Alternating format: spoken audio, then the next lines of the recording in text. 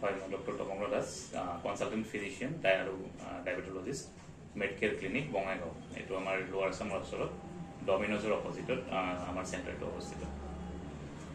আমি আই টেষ্ট যিটো মানে লৈ আহিছিলোঁ এতিয়া সেইখিনি টেষ্ট কৰিলে ভাল হৈ যাব ন? হয়, সেইখিনি কৰিলে তেখেতৰ একজেক্ট কণ্ডিশ্যনটো আমি গম পাব পাৰিম।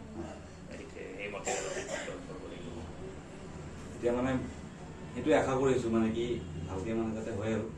হয়, আমি এইটোৱে বিচাৰোঁ।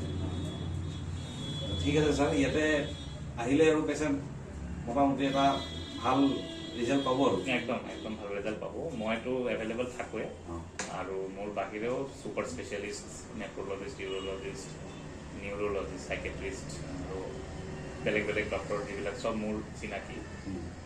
তেখেতসকল গুৱাহাটী, লক্ষ্ণৌ তাৰ পৰা আহে।